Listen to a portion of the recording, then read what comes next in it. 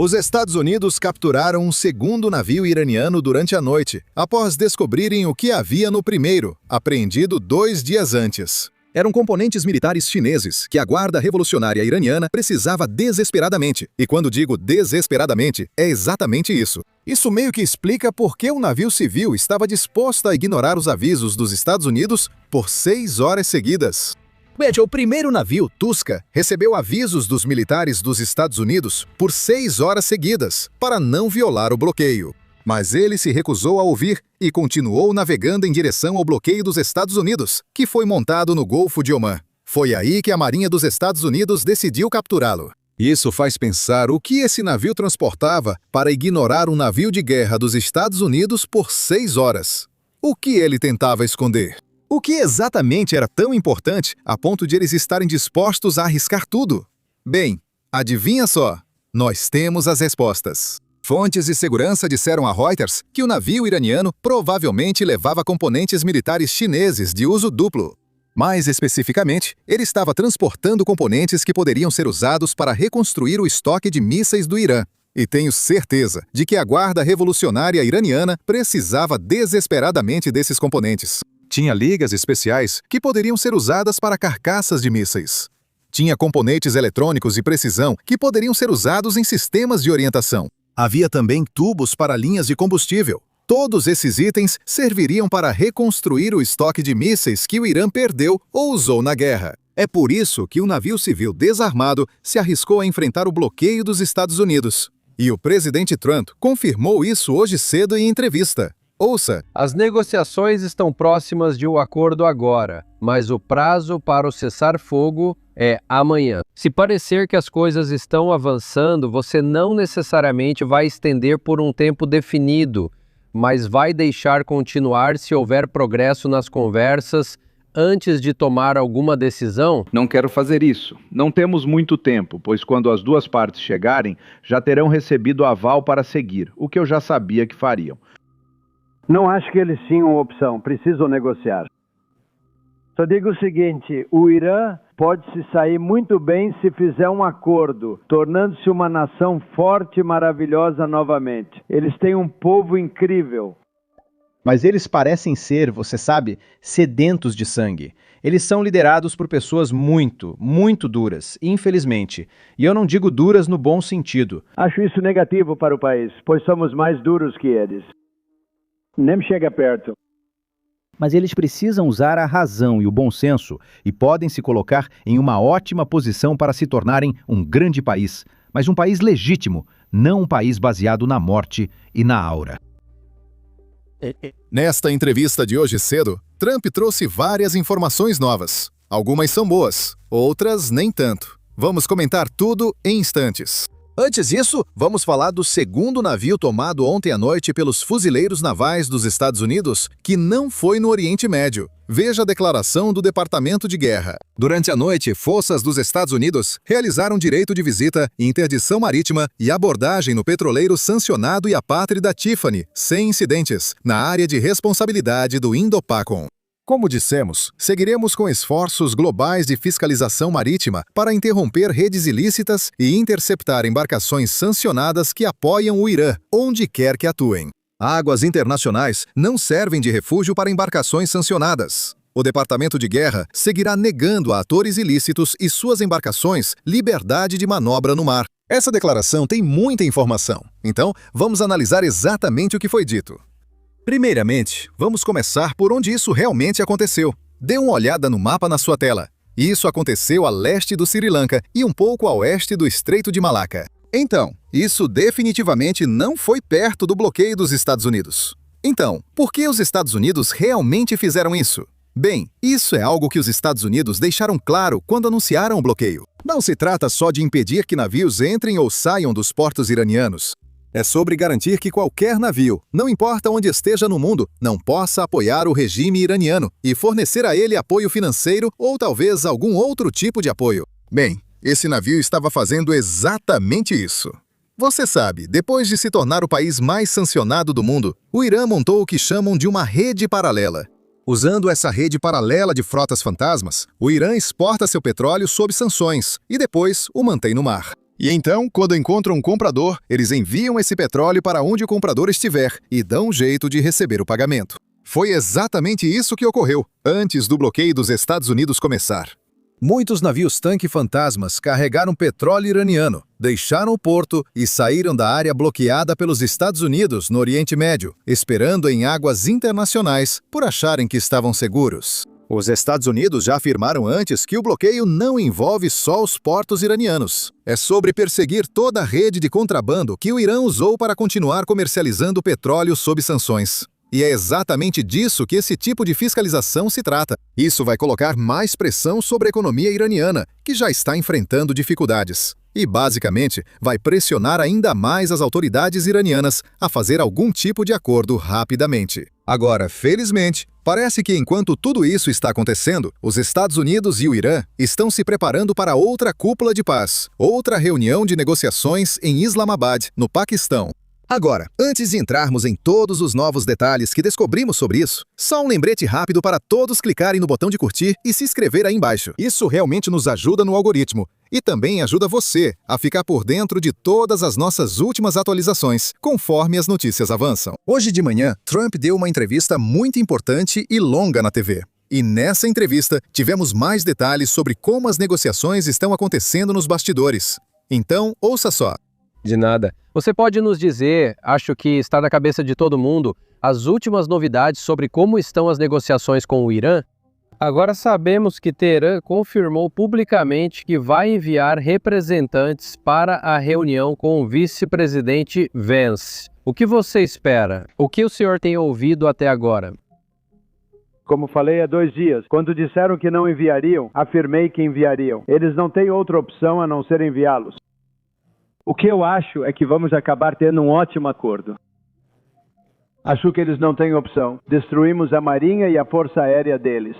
Eliminamos os líderes deles, o que complica as coisas, mas esses líderes são mais racionais. É uma mudança de regime, não importa como você queira chamar, o que não foi algo que eu disse que faria, mas eu faço isso indiretamente talvez, mas eu fiz. Acredito que estamos em uma posição de negociação forte para fazer o que outros presidentes poderiam ter feito em 47 anos. Nós tivemos 47 anos lidando com essas pessoas sanguinárias. Isso tem matado muitos soldados, muitos dos nossos soldados e muitas outras pessoas. Eles mataram 42 mil pessoas nos últimos 2 meses. E sabe, chega um ponto em que as pessoas não querem mencionar isso, elas não gostam de mencionar isso. 42 mil manifestantes desarmados, manifestantes inocentes e desarmados, muitos deles enforcados. Agora lembre-se, o cessar-fogo que está em andamento há cerca de 2 semanas provavelmente expira em algum momento hoje. Nós não sabemos exatamente quando, porque ninguém deixou claro quando começou. Mas provavelmente vai ser em algum momento hoje. No mais tardar, talvez à meia-noite de hoje. Agora, não há chance, e quer dizer nenhuma chance, de a reunião de negociação acontecer antes do fim do cessar-fogo. Porque o vice-presidente J.D. Vance, que é o chefe da delegação, ainda não saiu dos Estados Unidos. Isso porque eu imagino que, provavelmente, existem conversas de bastidores acontecendo, e o Irã tem adiado isso o máximo possível. Tenho certeza de que vocês sabem que muita informação contraditória saiu do Irã nos últimos dias. Uma emissora de TV no Irã afirma que o país participará das negociações, enquanto outra diz que não. Eles mudam de posição o tempo todo. Também ouvimos mensagens parecidas de autoridades iranianas que se manifestam publicamente. O Irã costuma agir assim. Fizeram o mesmo antes da última rodada de negociações há cerca de 1 semana. Portanto, não devemos dar tanto peso ao que dizem a mídia ou as autoridades iranianas. O que realmente importa é o que eles estão fazendo. Agora, infelizmente, não vamos saber com certeza se o Irã vai participar dessa reunião até vermos fisicamente um avião saindo do espaço aéreo iraniano e indo para o Paquistão. Essa é a única maneira de sabermos.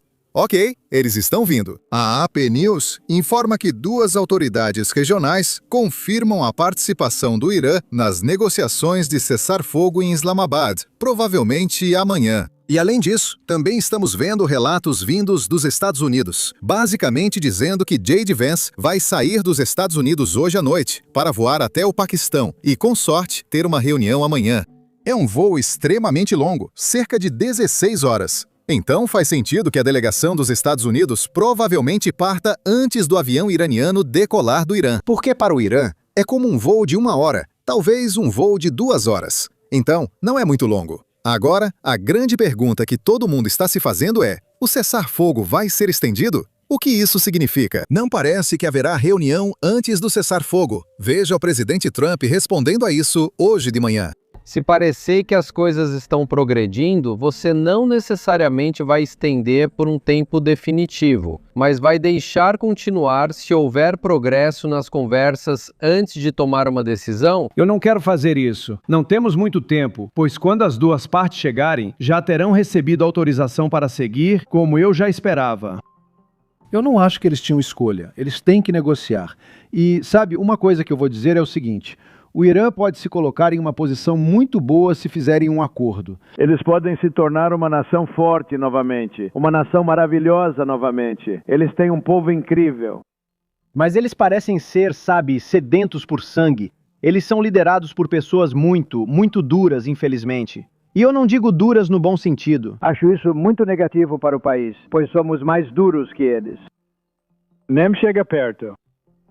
Mas eles precisam usar a razão e precisam usar o bom senso e podem se colocar em uma ótima posição para se tornarem um grande país, mas um país legítimo, não um país baseado na morte e na aura. Agora, a resposta dele levanta mais perguntas do que respostas. Isso porque, se o cessar-fogo não for prorrogado, o que isso significa em relação a quando os combates vão recomeçar? Acredito que só recomeçará após as negociações de paz, mesmo sem renovação do cessar-fogo. Mas e depois das negociações? Suponha que elas não avancem. Isso significa que os combates recomeçam assim que todo mundo voltar? Acho que os combates não vão recomeçar enquanto o vice-presidente e a delegação dos Estados Unidos estiverem presos no Paquistão, já que fica na fronteira com o Irã. Acho que isso é arriscar demais. Saberemos a resposta quando chegarmos lá. Mas, por enquanto, as chances das negociações de paz realmente resultarem em algum tipo de acordo, bem, não são muito altas. Aqui está o presidente Trump explicando o que ele espera das conversas que supostamente vão acontecer amanhã. Ouça só. Você está dizendo que precisa pelo menos da perspectiva de um acordo assinado hoje e amanhã, ou então você retomaria o bombardeio ao Irã? Bem, eu espero bombardear, porque acho que essa é uma atitude melhor para entrar na negociação. Mas estamos prontos para agir. Quero dizer, os militares estão prontos para agir. Eles são absolutamente incríveis. Reconstruí as Forças Armadas no meu primeiro mandato, e agora estou usando. Quando assumi as Forças Armadas herdadas de Barack Hussein Obama, elas estavam muito enfraquecidas. Era triste. Reconstruir no meu primeiro mandato. Você lembra daqueles números grandes? Você comentou comigo. Investimos muito nas Forças Armadas e fizemos um ótimo trabalho. E estamos usando agora e também reconstruindo. Fizemos muita reconstrução também no meu primeiro ano do segundo mandato. Temos uma força tremenda, somos as Forças Armadas mais poderosas do mundo e todos sabem disso. Em resumo, os Estados Unidos estão prontos para voltar à guerra se o Irã não aceitar um acordo nuclear de longo prazo. Agora, isso pode ser apenas usar a ameaça de guerra para conseguir melhores concessões do Irã. Isso é algo que não podemos descartar. Mas do outro lado da mesa de negociações, parece que o Irã está entendendo muito mal a situação em que os Estados Unidos se encontram.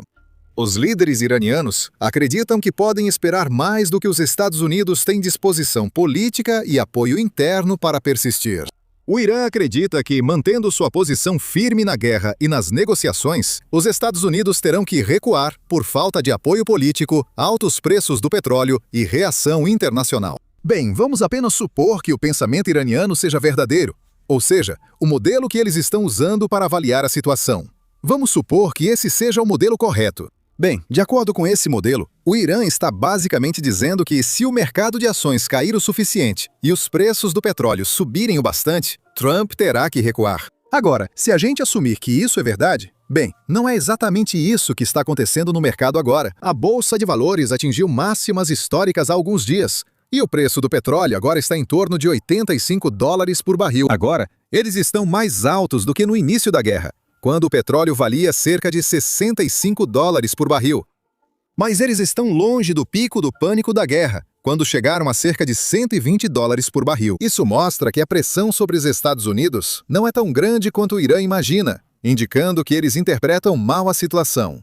Aqui vão mais detalhes. Ouça. Conversei com uma fonte sênior de inteligência regional esta manhã, que indicou que o Irã vê isso como um jogo de resistência. Eles acham que o tempo está a seu favor e que a pressão interna nos mercados de energia e ações forçará o presidente Trump a aceitar um acordo favorável a eles. Isso não é verdade, essa não é a realidade. O presidente e seus homólogos em Israel têm a capacidade de continuar essa operação por meses, se for necessário. Para participar, o regime iraniano abrir o Estreito de Hormuz e abandonar o urânio enriquecido, algo que eles prometeram fazer em particular. E então, publicamente, fazem esses comentários, dizendo que talvez nem apareçam à mesa de negociações. Algo está ficando mais caro e as pessoas não vão gostar. Veja este relatório, pode ser realmente importante. O maior fabricante de preservativos do mundo planeja aumentar os preços de 20% a 30% ou mais, devido ao impacto da guerra entre Estados Unidos e Irã na indústria petroquímica. A Carex BHD da Malásia disse a Reuters que a demanda por preservativos cresceu, pois custos de frete mais altos e atrasos deixaram clientes com estoques menores que o normal. A Carex produz mais de 5 bilhões de preservativos por ano e é fornecedora de marcas líderes como a Durex. Acredito que isso pode influenciar, mas dificilmente beneficiará o Irã. Mas ainda assim, vamos mudar o foco para o lado iraniano dessa questão. Como está a economia do Irã? E eles têm fôlego suficiente para simplesmente esperar o fim dessa guerra? Eu diria que não. Isso porque a economia já estava em dificuldades mesmo antes da guerra. E agora, o bloqueio e as interceptações internacionais que a Marinha dos Estados Unidos está realizando só pioraram a situação. O Irã não recebe suprimentos, pois nenhum navio entra nos portos. Além disso, o país também não exporta nada. O Irã não recebe mais receita da indústria do petróleo, da qual dependia antes do bloqueio dos Estados Unidos. Mesmo que o Irã espere a economia dos Estados Unidos ceder, acredito que pode ocorrer o oposto. Veja Trump falando sobre isso hoje de manhã. Ouça. As pessoas têm matado muitos soldados, muitos dos nossos soldados e muitas outras pessoas. Eles mataram 42 mil pessoas nos últimos 2 meses. E sabe, chega um ponto em que as pessoas não querem mencionar isso, elas não gostam de mencionar isso. 42 mil manifestantes desarmados, manifestantes inocentes e desarmados, muitos deles enforcados. Não lidamos com o grupo mais simpático, mas temos tido muito sucesso. O bloqueio foi um grande êxito. Eles disseram há 2 dias que abririam o estreito. Eu disse, não abriremos o estreito sem acordo final. Não, queremos abrir o estreito. Eles disseram, não vamos abrir. Controlamos totalmente o estreito, só para você entender, para toda essa mídia mentirosa. Agora, para entender por que o Irã está se comportando da maneira que está agora, precisamos voltar e olhar como o Irã chegou onde está hoje. Isso não significa apenas voltar a 1979, quando aconteceu a Revolução Islâmica. Na verdade, precisamos voltar ainda mais, até quando a dinastia Qajar governava o Irã no século XIX, e analisar como as decisões que a classe dominante tomou naquela época ainda afetam o Irã até hoje. Bem, adivinha só, é exatamente isso que estamos fazendo no nosso podcast em várias partes que acabou de sair hoje. Então, se você é alguém que se interessa pela história do Irã e por como chegamos onde estamos hoje, com certeza vá conferir. Você pode assistir clicando nos links na descrição, ou pode simplesmente assistir clicando na tela final que aparece na sua tela, basicamente clicando no vídeo que está na sua tela.